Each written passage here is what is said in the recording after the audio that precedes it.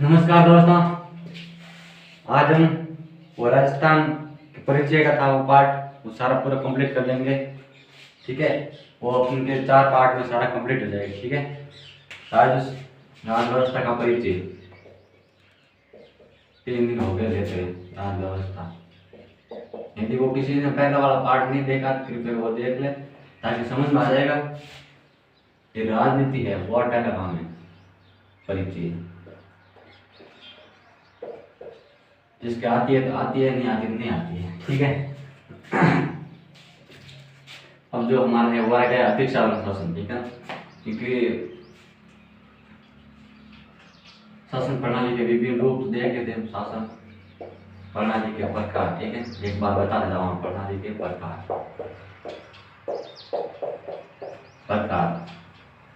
ठीक, केंद्र एवं राज्य के बीच संबंध, केंद्र व राज्य के बीच संबंध, राज्यों के बीच में संबंध,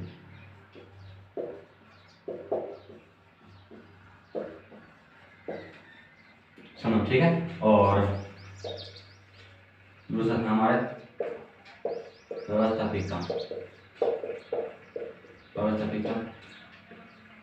व कार्यप्रणाली, कार्यपालिका प्रणाली। ठीक है ना, केंद्र व राज्य के बीच में संबंध और व्यवस्थापिका व कार्यपालिका प्रणाली। ठीक है, इनके बीच में किस प्रकार का संबंध होता है। ठीक है, और इसमें क्या बताया मैंने आपको, परिसंघात्मक और संघात्मक। ठीक है, परिसंघात्मक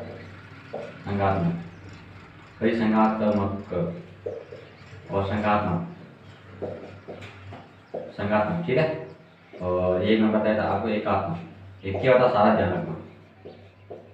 इसमें से भारत ने संघात्मक शासन व्यवस्था प्रणाली अपना रखी है, और जिसको अविनाशी राज्य का अविनाशी संघ कहते हैं। ठीक है ना, और इसमें जो होता है वो होता है विनाशी राज्य का अविनाशी राज्य का विनाशी संघ। परिसंघात्मक होता है अविनाशी राज्य का विनाशी संघ, और संघात्मक होता है अविनाशी राज्य का अविनाशी संघ, और एकात्मक होता है विनाशी राज्य का अविनाशी संघ। ठीक है ना, और आज हम कार्य व्यवस्थापिका के अंदर होता है एक संसदीय, पुनः वो हमने कल कंप्लीट कर लिया था संसदीय। ठीक है, संसदीय शासन व्यवस्था,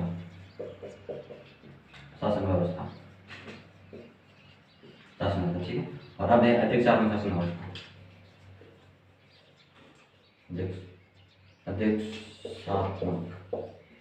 शासन व्यवस्था, शासन व्यवस्था। ठीक है ना, ठीक है।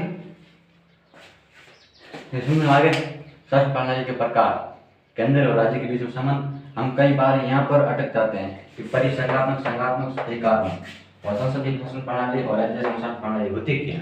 बहुत बार ये, क्योंकि ये मिलकर का सवाल है, अविनाशी राज्य का विनाशी संघ, संघात्मक, एकात्मक, परिसंघात्मक, संसदीय शासन प्रणाली, अध्यक्ष शासन प्रणाली। आपको पूछ लेते भारत के अंदर कौन सी शासन प्रणाली है, यानी केंद्र के राज्य के स्तर पर कौन सी शासन प्रणाली बनाई गई है, संघात्मक है, यहाँ पर देखकर संसदीय अध्यक्ष शासन व्यवस्था है। ठीक है, और देख लो, और आगे वापस हमारा आज का टॉपिक है वो शुरू करते हैं।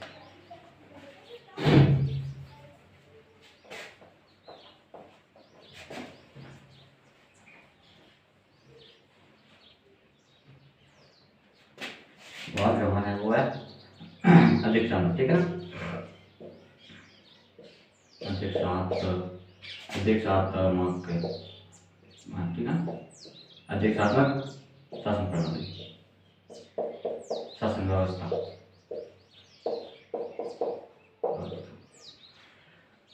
इसमें क्या होता है कि जो व्यवस्थापिका और जो कार्यपालिका होती है, विधानमंडल और कार्यपालिका होती है, उनके बीच में संबंध किस प्रकार होते हैं। ठीक है, व्यवस्थापिका,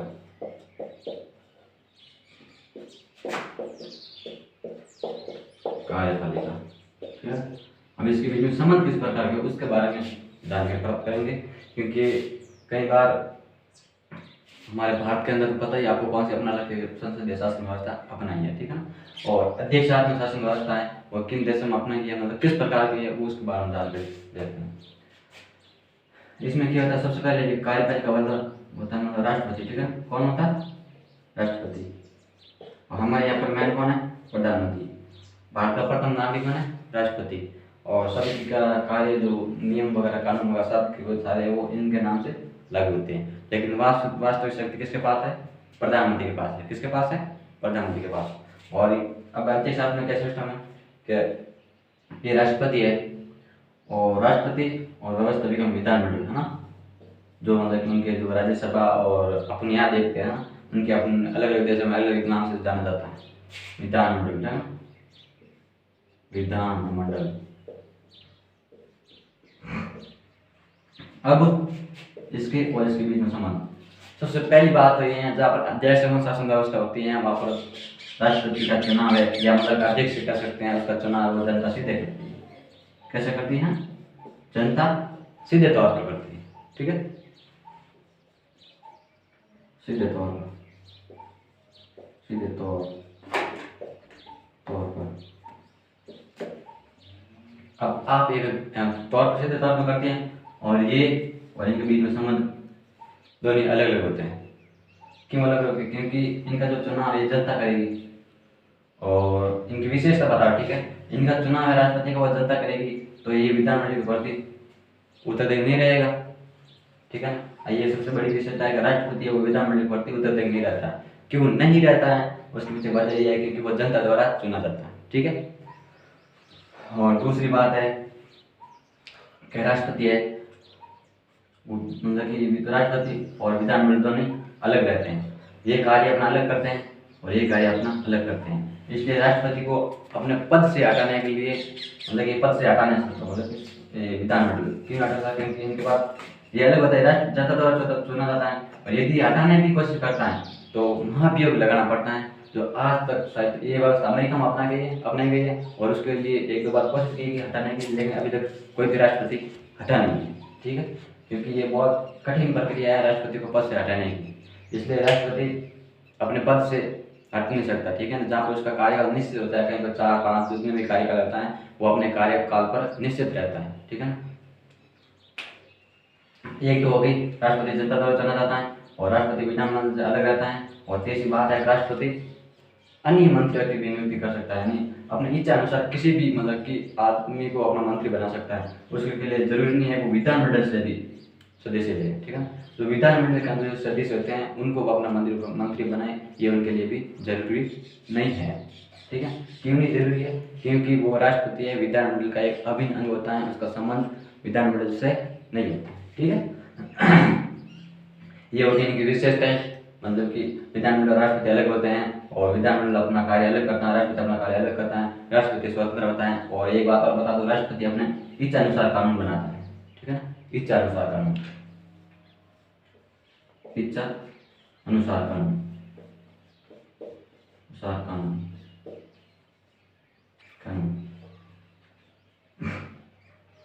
और इससे जो वो संघात्मक वाला है कि मतलब अविनाशी राज्य अविनाशी संघ, मतलब कि ये कौन से देश में अपना रखा है, ठीक है ना। मतलब कि ये किस में कहा गया है कि अविनाशी राज्य का अविनाशी संघ है, मतलब कि कौन से एकात्मक का है, मतलब संघात्मक है या एकात्मक है, परिचय कौन से संघात्मक में कहा गया है। तो मतलब ये RS-प्री के अंदर पूछा गया है, जो हाई लेवल की जो हमारे राजस्थान का सबसे मेन एग्जाम होता है, जो सबसे बड़ा एग्जाम होता है वो RS लेवल का, उसके अंदर ये पूछा गया है अविनाशी राज्य का अविनाशी संघ कौन से संघात्मक है, परिसंघात्मक है, संघात्मक या एकात्मक, ठीक है, कौन से संघ के अंदर है। ऐसे क्वेश्चन पूछा जाता है, इसलिए ये बहुत ही इंपॉर्टेंट है। मैं तो चीज़ बता रहा हूँ उसके लिए ध्यान से गौर से देखना जरूरी है, ठीक है ना। अब देखते आगे देखते हैं।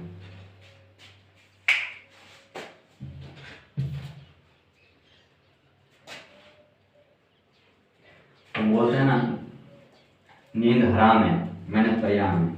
नींद लेंगे तो हराम मिलेगा, ठीक है ना। हमारे लिए नींद क्या है? एक प्रकार के हराम है। और यदि मेहनत करेंगे तो परिणाम मिलेगा। यदि अपने माँ बाप का सर ऊंचा झुकाना चाहते हैं, माँ बाप को अपनी इज्जत बढ़ाना चाहते हैं, तो आपको पढ़ना जरूरी होगा। क्योंकि मेहनत करने से ही क्योंकि आप मेहनत करेंगे तो लोग आपके माँ बाप को जानेंगे, बोलेंगे कि इन्होंने कैसे बच्चों मतलब अपने बच्चों को इतने मतलब कि अच्छे संस्कार दिए हैं। और यदि आप गाँव गलियों में घूमेंगे, सिगरेट पियेंगे, दारू पियेंगे, नशा करेंगे, लोग आपको कुछ नहीं बोलेंगे, आपके परिवार वालों को बोलेंगे कि यार इन्होंने कैसे अपने बच्चे को जन्म दिया, मतलब कि किस प्रकार इन्होंने संस्कार दिए हैं, ऐसा कोई संस्कार होता है। और जो दोस्त मिलता है वो माता पिता को और गुरुजनों को मिलता है कि कौन से स्कूल में पढ़ा है, कौन से कॉलेज में पढ़ा है, ऐसे संस्कार देते हैं क्या, ये चीज़ होती है। इसलिए हमको गलत रास्ते पर नहीं जाना है और हमारी मेहनत करना है, मेहनत से हमारे लक्ष्य को प्राप्त करना है, ठीक है ना। हमारा जो लक्ष्य है वही माँ बाप की जन्नत है, एक बात ध्यान रखना। अब हम देखते इसके लाभ, ठीक है। अब जो अध्यक्ष अनुशासन व्यवस्था होती है उनके जो लाभ क्या होते हैं, क्योंकि कहीं पर अध्यक्ष अनुशासन व्यवस्था उसके लाभ तो होते हैं ना, और कहीं पर नुकसान भी होते हैं। कोई भी शासन प्रणाली जब अपना करेगा आपको कहीं ना कहीं उस राज्य मतलब देश के अंदर या उस राज्य के अंदर आपको मतलब आंदोलन करते हुए, विरोध करते हुए मिल जाएगी जरूर, तो कोई भी शासन व्यवस्था हो, ठीक है। हमारे यहाँ पर संसदीय शासन व्यवस्था है और अमेरिका जैसे देशों के अंदर अध्यक्षात्मक शासन व्यवस्था है, तो उसमें भी विरोध करते हुए मिलेंगे, ऐसे शासन व्यवस्था होती है, ठीक है ना। सबसे पहला लाभ तो ये है कि राष्ट्रपति ये निश्चित अनुसार अपना कानून बनाता है, मतलब बिना टेंशन के, उनको किसी के प्रकार का डर नहीं है। क्योंकि डर क्यों नहीं है, क्योंकि वो जनता द्वारा चुना जाता है और वो पद से हट नहीं सकता। जब सबसे पहले आदमी को अपने पद की चिंता होती है, किसकी चिंता होती है, पद की, कि कहीं ऐसा नहीं हो कि मेरे को पद से हटा दिया जाए, इसलिए राष्ट्रपति को पद से हटा नहीं सकते। जब राष्ट्रपति को पद से हटा नहीं सकेंगे तो राष्ट्रपति हमें इच्छानुसार कानून बनाएगा, ठीक है ना, इच्छानुसार कानून बना सकता ना, ठीक है। और राष्ट्रपति इच्छा अनुसार कानून, इच्छा अनुसार कानून, ठीक है ना, राष्ट्रपति इच्छा अनुसार कानून बना सकता है, ये इसके लाभ है, ठीक है ना। और पहले ये है, दूसरा है परिस्थिति के समय, परिस्थितियों के समय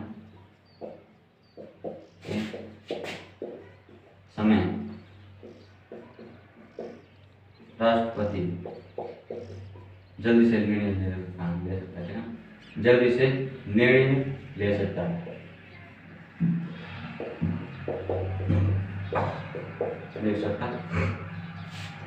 यानी कि जो परिस्थिति, यानी कि आप देखिए कभी युद्ध की स्थिति हो जाती है, कभी जो बाढ़ वगैरह आ जाती हैं, भूकंप आ जाता है, तो ऐसी स्थिति के अंदर राष्ट्रपति अपनी इच्छा अनुसार निर्णय ले सकता है। जो उन्होंने जो निर्णय ले लिया वो फाइनल है।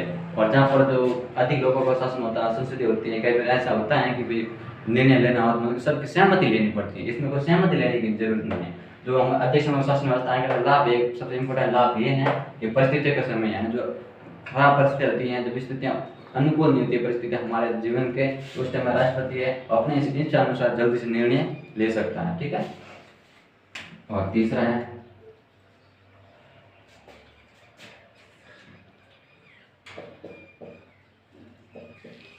विधानमंडल, विधानमंडल व राज्य, सॉरी विधानमंडल व राष्ट्रपति,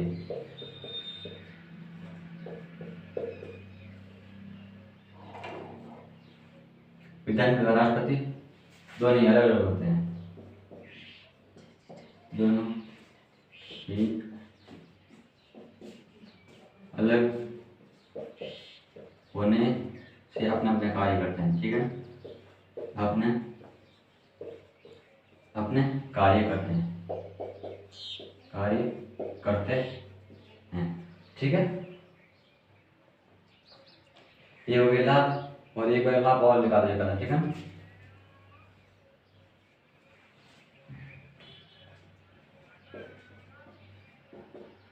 राष्ट्रपति लोक कल्याणकारी कार्य कर सकता है। यदि ये चीज आपको समझ आ गया ना, लाभ के मतलब कि अध्यक्ष शासन व्यवस्था की होती है, तो आप जो इनके पॉइंट है ना अपना बना लेंगे, क्योंकि ये पॉलिटिकल एक ऐसी चीज है जो उसके अंदर हम कुछ ऐसी चीज होती है उनका हम अपने इच्छा अनुसार, मन के अनुसार लिख देते हैं ना, तो वो सही हो जाता है। क्योंकि कोई दूसरी विषय मतलब कि विषय होते हैं उनको मतलब कि पढ़ लेते हैं, रट लेते तो काम चल जाता है ना। अब इस वैसे ऐसा कोई विषय नहीं जिसको रट सके, लेकिन कभी उस दूसरे में रट लेता तो ठीक ठाक काम चल जाता, लेकिन इसके अंदर रटे हुए कोई चीज़ नहीं चलती। रटेंगे फिर पॉइंट, आपको ये पॉइंट समझना है, याद नहीं करना, क्योंकि अब जो एक देख अपना जो परिवार होता है, ठीक है, हम एक परिवार समझते हैं, और हमारा जो एक परिवार होता है इसके अंदर मान लेते हैं ये हमारा जो मेन आदमी है, तो जब वो एक आदमी, अब घर के अंदर 2 निर्णय लेने वाला है, ठीक है, जैसे हम पापा भी होते हैं और बड़े भाई भी होते हैं, ठीक है, और जब ये दोनों भी निर्णय लेंगे तो जब कभी परिस्थिति ऐसी हो जाए कि भाई हमारा जो कभी खाने की दिक्कत हो जाए तो मतलब उसके अंदर हम आराम से निर्णय नहीं ले पाते हैं, ठीक है ना। और आगे देखते हैं लोक कल्याणकारी कार्य, यानी राष्ट्रपति अकेला अगर तो लोक कल्याणकारी कार्य कर सकेगा, कर सकेगा। लोक कल्याणकारी कार्य, ठीक है। और हम आगे देखते हैं, ये तो हो गया, ठीक है ना। अब इसके नुकसान भी देख लेते हैं थोड़ा, क्योंकि नुकसान हमारे लिए देखना जरूरी है, क्योंकि जहाँ पर आध्यात्मिक शासन व्यवस्था होती है वहाँ पर नुकसान भी थोड़ा बहुत होता है ना, क्योंकि जरूरी होती है, मतलब जरूरी नहीं होता है वहाँ पर कोई लाभ भी लोग, ऐसी कोई शासन प्रणाली है ही नहीं जहाँ पर नुकसान है। ये तो कि व्यक्ति होता है ना, जो हमारे जो नेता होते हैं उसके ऊपर डिपेंड करता है कि मतलब किस प्रकार का शासन व्यवस्था चलनी चाहिए। अब नुकसान, ठीक है। अब जहाँ पर आध्यात्मिक शासन व्यवस्था होती है वहाँ पर नुकसान तो हो गया ना, ऐसे है नहीं कि बिना नुकसान वहाँ पर केवल लाभ ही लाभ होंगे, नुकसान तो जरूर होंगे। तो देखते हैं नुकसान क्या होते हैं। नुकसान, ठीक है ना, नुकसान। अब इस नुकसान ये है कि राष्ट्रपति और विधानमंडल अलग होंगे, ठीक है। ये बात देख लेते हैं, ये होता है विधानमंडल, क्या होता है विधानमंडल। विधानमंडल हम क्या सकते हैं, व्यवस्थापिका और विधायिका और इनको अन्य नाम से भी जान सकते, ठीक है। विधायिका, ठीक है, विधानमंडल विधायिका, क्योंकि हम कई बार मतलब कि बोल जाते हैं कि विधायिका क्यों होती है। अब एक राजस्थान के अंदर विधानमंडल होता है ना, विधानमंडल होता है ना, वो विधानमंडल यहाँ भी होता है, विधानमंडल वो भी, लेकिन अलग अलग नामों से जाना जाता है, मतलब अलग अलग देशों में ये चीज़ अलग, इसलिए हमको ये ध्यान रखना जरूरी है। पॉलिटिकल में यही सबसे बड़ी प्रॉब्लम होती है, क्योंकि कई बार अब एक ही चीज़ को अन्य नामों से जाना जाता है, हम एकदम चक्कर जाते हैं, अरे है क्या वास्तव के अंदर इसके अंदर, ठीक है। अब विधायक के अंदर क्या, ये विधायक है और राष्ट्रपति, राष्ट्रपति ये भी स्वतंत्र, ये भी स्वतंत्र, ये भी अपनी इच्छा के अनुसार काम करेगा, इच्छा के अनुसार काम करेगा, ये भी इच्छा के अनुसार काम करेगा, ठीक है। एक बात होती है, इसके अंदर अलग पार्टी है, अलग पार्टी की सरकार है, ठीक है, और यहाँ पर अलग पार्टी की सरकार है, तो दोनों के बीच में झगड़ा होगा, झगड़ा होगा, फिर इनके गतिरोध उत्पन्न होगा, तो ये भी जनता का नाम करेगी, ये भी जनता भाई दो लड़ी से नुकसान तो बीच वाला उनको भी होता है ना, क्योंकि जो जनता होती है उनको ही नुकसान होता है, बाकी सरकार आती रहती है जाती रहती है, उनको क्या फर्क है, फर्क पड़ता है, कोई फर्क नहीं पड़ता, क्योंकि विधायिका और राष्ट्रपति के बनाने के संबंध अच्छे नहीं होते हैं। कभी पार्टी के अंदर अलग पार्टी बात होती है, यानी कि जो विधायक के अंदर अलग पार्टी की सरकार होती है, अलग पार्टी होती है, और राष्ट्रपति की अलग पार्टी होती है, तो दोनों के बीच में गतिरोध उत्पन्न हो जाता है, ठीक है ना। और हम आपको दूसरा कारण बताता हूँ, दूसरा कारण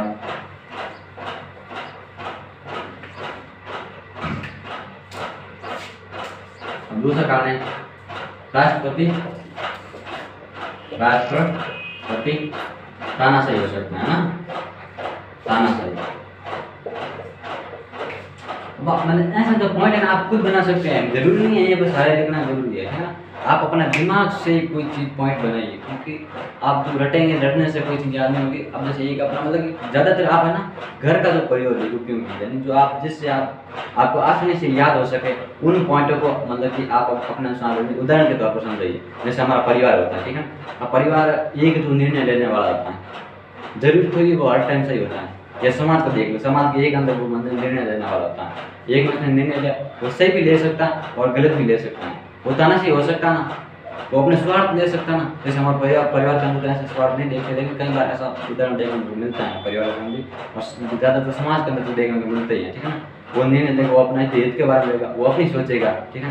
और जो समाज के अंदर जो लोग रहते हैं उनका जो खतरा हो सकता है ना, कि वो अपने इच्छा अनुसार निर्णय लेगा, वो तानाशाही हो सकता है। उनको भी कोई कि एक ही आदमी होता है, उनको कोई दूसरा कोई कहेगा या उनको कोई दूसरा कोई टोकेगा या दूसरा उनका विरोध करेगा, कोई विरोध नहीं कर सकेगा, ठीक है ना। इसकी वजह ये है राष्ट्रपति तानाशाही हो सकता है, ठीक है। और तीसरा है राष्ट्रपति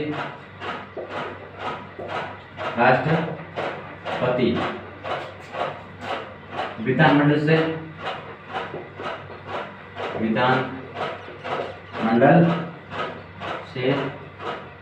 मंत्री नहीं चुन सकते, मंत्री नहीं चुनता है, ठीक है, नहीं चुनता है, तो वह अपने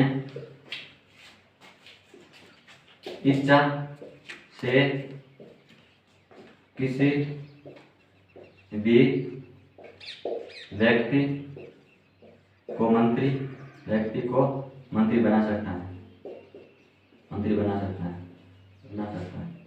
अब ये जो मैंने जो पॉइंट लिखा है इसके अंदर, जो कल मैंने लिखा थे उसके संसदीय शासन व्यवस्था के अंदर, इनके पॉइंट लगभग सारे सेम ही है, क्योंकि जो ये व्यक्ति पर डिपेंड करता है कि व्यक्ति अच्छा होता है। जो हमारा जो सरकार बनाने वाला जो व्यक्ति मतलब कि होते हैं नेताजी, वो मतलब अच्छे होते हैं, तब तो मतलब कि उनके राज्य के अंदर किसी प्रकार का प्रभाव नहीं पड़ेगा।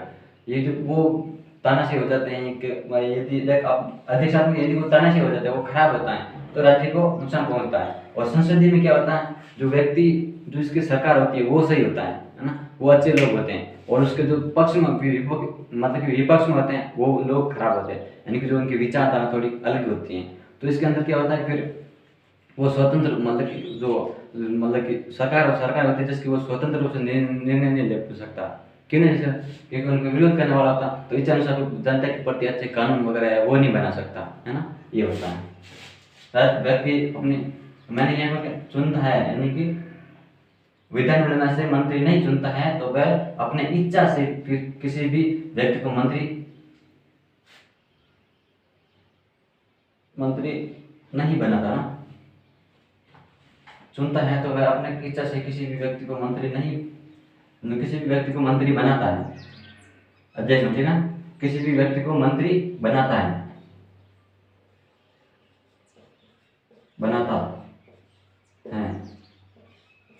तो विधानमंडल से मंत्री नहीं चुनता, तो वह अपने इच्छा अनुसार किसी भी व्यक्ति को मंत्री बनाता है। तो मतलब कि तानाशाही आतंकवाद फैल सकता है, मतलब कि तानाशाही उत्पन्न हो सकती है, तानाशाही, ठीक है, राज्य के अंदर खतरा उत्पन्न हो सकता है, कि कोई इच्छा अनुसार किसी को भी मंत्री बना सकता है ना। अब जो जिसकी सरकार होगी मतलब कि आदर्श व्यवस्था के अंदर, वो गलत व्यक्ति होगा, मतलब कि गलत व्यक्ति की सरकार होगी, तो अपने जो स्वार्थ के जो लोग हैं उनको ही मंत्री बनाएगा, तो फिर सरकार के अंदर जनता के कल्याणकारी योजना हो सकती है, जनता के कल्याणकारी जो कार्य हो सकेंगे, बिल्कुल नहीं हो सकेंगे, ठीक है ना। ये जो 3 कारण थे वो लाभ थे। और अब जो है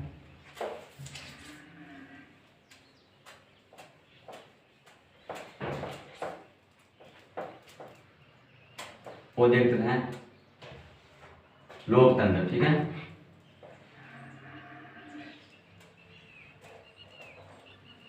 लोकतंत्र,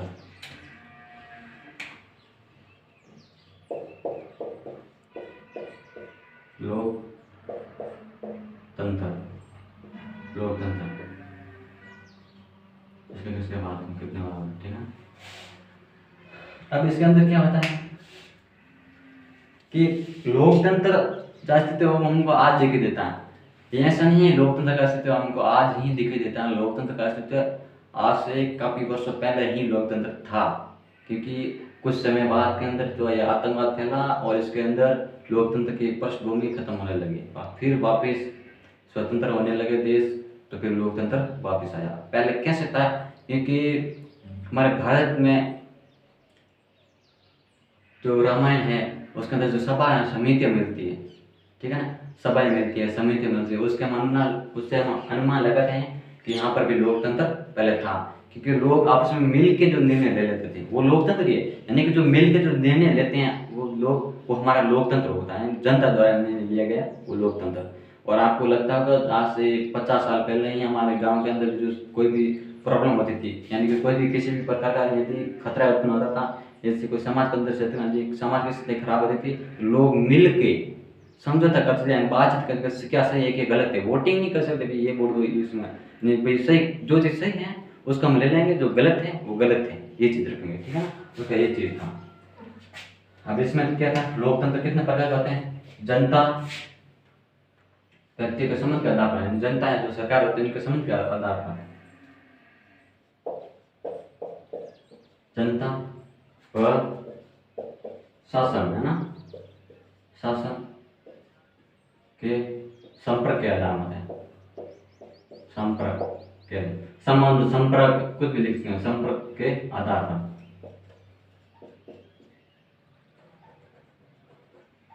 संपर्क के आधार पर, है ना।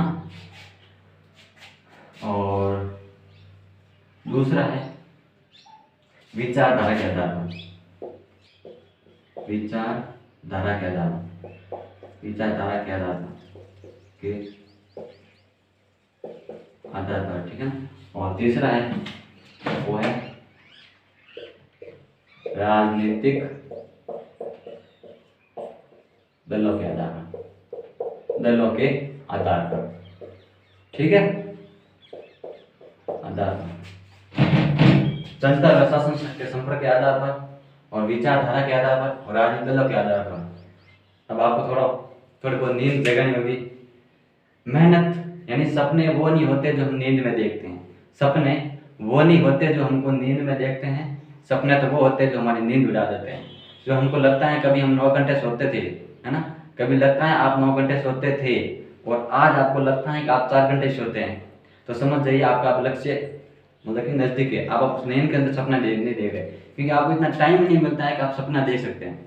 सपने देखने जितना आपको टाइम नहीं मिलता है, आपको केवल नींद नहीं पूरी हो सकती है, ठीक है ना, आराम हो सकता है, बाकी आप सपने नहीं देख सकते। इसलिए आप सपने आप हकीकत में देखेंगे कि किस प्रकार सपने होते हैं, वो सपने आप सच होंगे, ठीक है ना। मेहनत करते रहिए। जनता व शासन के संपर्क के आधार पर किस प्रकार का संपर्क होता है, ठीक है ना, और विचारधारा के आधार पर है और राजनीतिक दलों के आधार पर, ठीक है। जनता व शासन के संपर्क के आधार पर संपर्क किस प्रकार होता है, मतलब कि प्रत्यक्ष लोकतंत्र, प्रत्यक्ष लोकतंत्र, प्रत्यक्ष लोकतंत्र, प्रत्यक्ष लोकतंत्र, अप्रत्यक्ष लोकतंत्र, अप्रत्यक्ष लोकतंत्र, अप्रत्यक्ष, प्रत्यक्ष जनता अपनी मतलब कि प्रेजेंट टाइम पे ये मतलब कि टच मतलब कि चुनती है, ठीक है। जैसे मैंने बताया अभी राष्ट्रपति का जो चुनाव होता है वो टच प्रत्यक्ष होता है। अप्रत्यक्ष जैसे हमारा प्रधानमंत्री का चुनाव होता है, जो हम जनता होती है अपने प्रतिनिधि चुनती है और प्रतिनिधि वो आगे जाते हैं और जो सांसद बनते हैं ना, सांसद के माध्यम से फिर उनको अपना सरकार मतलब कि प्रधानमंत्री को चुनते हैं, मंत्री परिषद बनाते हैं, है ना। ये हो गया अप्रत्यक्ष। प्रत्यक्ष व अप्रत्यक्ष लोकतंत्र, ठीक है ना। फिर विचारधारा के आधार होते हैं, एक होती है उदारवादी विचारधारा, एक होती है समाजवादी विचारधारा। उदारवादी विचारधारा, उदारवादी विचारधारा, विचारधारा, ठीक है। और एक होती है समाजवादी विचारधारा। इनका अंतर क्या बताता हूँ। समाजवादी विचारधारा, समाजवादी विचारधारा, विचारधारा। उदारवादी में क्या होता है, ये जनता है, ठीक है, 1 2 3 4 5 6 7 8 9 10 के बाद ये जनता है, ठीक है। ये मतलब इसमें अलग अलग प्रकार के समाज के भी लोग हैं, धर्म के भी समाज के लोग भी है, धर्म के भी है, जाति के भी है और कुलपति भी है और कम पैसे वाले भी है, गरीब भी है, जो सड़कों पे सोने वाले भी है, सब है, ठीक है ना। अब उदारवादी क्या कहता है कि व्यक्ति को बिल्कुल स्वतंत्रता होनी चाहिए, ठीक है ना, उसको किसी भी प्रकार का दबाव नहीं होना चाहिए और अपनी इच्छा अनुसार आगे बढ़ सकता है और मतलब कि सरकार बना सकता है, इनकी वोट दे सकता है 18 साल उम्र होने के बाद में, या जो निश्चित सीमा निर्धारित की जाती हैं जो सबके लिए इक्वल होती है। ऐसा कोई भी नहीं होता जिसके लिए अधिक होते नहीं कुछ ज़्यादा होती है। इनका जो कहने का मतलब क्या था, सबके लिए इक्वल, चाहे कैसा भी उसके लिए इक्वल होनी चाहिए, बराबर होनी चाहिए, अधिक नहीं होनी चाहिए, ठीक है, अधिक नहीं होनी चाहिए, ठीक है। अब इसमें क्यों सिस्टम है, क्योंकि ये गरीब है। अब उदारवादी विचारधारा ये है कि सबको स्वतंत्रता होनी चाहिए, उसको कभी कभी मतलब किसी भी प्रकार का दबाव नहीं होना चाहिए, तब ये व्यक्ति, ठीक है, ये भी अमीर है, ये भी अमीर है, ये भी अमीर है, ये भी अमीर है, ये भी अमीर है और ये भी अमीर है, ये थोड़ा कम है और ये ज़्यादा है, ये दोनों बहुत थोड़ा कम ही है, ये भी बहुत बड़ा है, ठीक है। अब ये आगे बढ़ गई, ये सब वोट दे दी, यहाँ सब मतलब सरकार बना दी अपनी, बनी सरकार, और ये व्यक्ति कब अपना यहाँ पर पहुंचेगा, कब वो वोट पाएगा, जब उनको खाने के लिए भी कुछ नहीं मिल रहा है तो सरकार को वोट किस प्रकार देगा, दे पाएगा। और इसका जो नियम क्या है कि सबको बिल्कुल स्वतंत्र होना, किसी को भी ज्यादा अधिकार नहीं देने, किसी को भी किसी भी प्रकार का अधिकार अधिक नहीं देना चाहिए। अब अधिक नहीं देंगे, इसको भी हेल्प नहीं करेंगे। अब ये होता है आरक्षण की व्यवस्था। अब माना जाता है आरक्षण क्यों दिया जाता है, आरक्षण इसलिए दिया जाता है क्योंकि ये लोग आगे बढ़ गए और ये पीछे रह गए, तो ये अपने देश से प्रेम करेगा क्या, क्योंकि इनको बेचारे को खाने को भी नहीं मिल रहा है, तो वे देश को क्या किस प्रकार प्रेम करेंगे, हैं।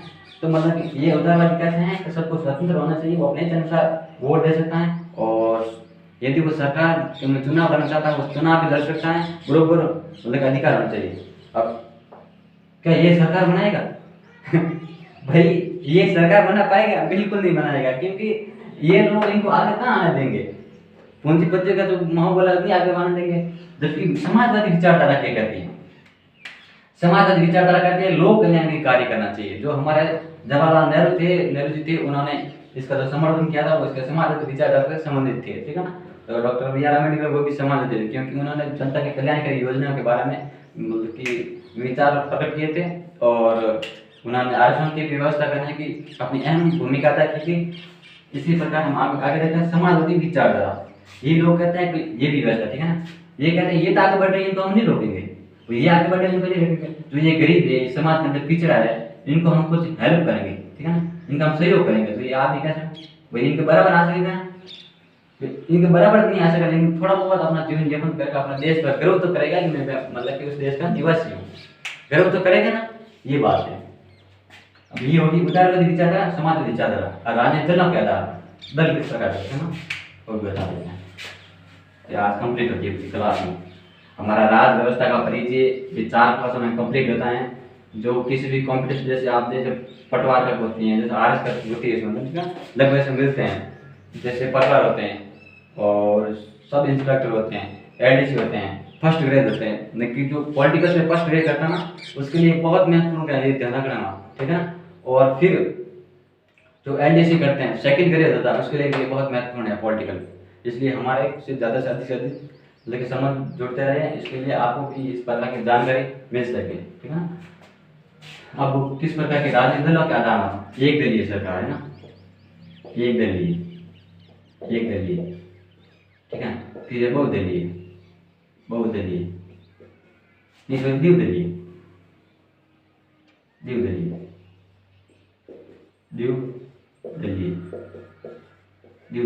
फिर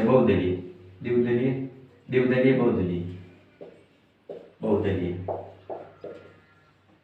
अब इसमें क्या है? एक दलीय, जहाँ पर सरकार केवल एक ही होती है। जैसे हमको रूस में मिलती है, हाँ, चीन के अंदर मिलती है ना साम्यवादी दल, राष्ट्रीय जनतांत्रिक कांग्रेस, ठीक है, राष्ट्रीय जनवादी कांग्रेस, ये चीन के अंदर मिलती है ना साम्यवादी दल, जनवादी कांग्रेस, जिसे हम साम्यवादी दल कहते हैं, दल। अब चुनाव मतलब कि जो चुनाव लड़ने केवल इन्हीं को ही अधिकार होते हैं। इनको दूसरा को चुनाव लड़ना चाहता है, इनके समझ में आता है, इनके मतलब कि इनके साथ आना पड़ता है, तब वो चुनाव लड़ सकता है। ये अलग अपनी कोई भी पार्टी बना सकता है, उसे कहते हैं एक दलीय शासन, ठीक है। और द्विदलीय, जिसका अंदर केवल 2 ही दल होते हैं। जैसे अमेरिका में 2 दल है, और ब्रिटेन में 2 दल है, ठीक है ना। और अमेरिका के अंदर डेमोक्रेसी और रिपब्लिक है, ठीक है ना। और चीन मतलब इंग्लैंड के अंदर पता नहीं, ठीक है ना। और द्विदलीय है, द्विदलीय ये होता है जहाँ पर 2 ही सरकार मतलब कि 2 ही पार्टी होती है, उसके अलावा कोई भी पार्टी नहीं होती है। उनको किसी भी प्रकार का मतलब कि वो मतलब कि वास्तव में पार्टी होती है कोई बात, लेकिन वो चुनाव नहीं लड़ते, है ना। जो उनको चुनाव लड़ना जिनके अंडर में आना होता है तब होती है वो द्विदलीय शासन, नहीं द्विदलीय मतलब कि क्या बोलते हैं राजनीतिक दलों क्या नहीं, द्विदलीय राजनीतिक दल, 2 प्रकार के दल होते हैं, 2 पार्टी होती हैं। बहुदलीय यानी कि जिसके अंदर बहुत सारी पार्टी हो सकती हैं, एक से अधिक, ठीक है ना, 5, 7, 8, 10 जितनी अधिक पार्टी हो सकती हैं उसे कहते हैं बहुदलीय पार्टी, यानी कि बहुदलीय प्रशासन व्यवस्था, है ना। ये हमारे होगी मतलब कि लोकतंत्र कितने प्रकार के होते हैं? लोकतंत्र मेन 3 प्रकार के होते हैं। एक तो जनता एवं शासन के संपर्क के आधार मत है, और दूसरा होता है विचारधारा के आधार मत है, और तीसरा होता है राजनीतिक दलों के आधार मत है, ठीक है ना। और जनता एवं शासन के संपर्क के आधार में किस प्रकार के होते हैं? वो होते हैं प्रत्यक्ष, अप्रत्यक्ष। विचारधारा के आधार मत है, विचारधारा के आधार में होते हैं समाजवादी और उदारवादी विचारधारा, ठीक है ना। और राजनीतिक दलों के आधार में एक दलीय, द्विदलीय, बहुदलीय, ठीक है ना। आगे समझ आज तो हमारा राज व्यवस्था का परिचय था वो हो गई कंप्लीट, और हम कल से करेंगे संविधान शुरू, और उसके बाद में आगे से आगे प्रत्येक अनुच्छेद के बारे में बात करेंगे, संपूर्ण पूर्ण डिटेल से बात करेंगे, एक अनुच्छेद के बारे में याद करेंगे, मतलब बात करेंगे। और आपको मैं ये विश्वास दिलाता हूँ कि एक भी ऐसा अनुच्छेद नहीं होगा जो आपको याद नहीं होगा, अंगुलियों पर सारे अनुच्छेद याद होंगे।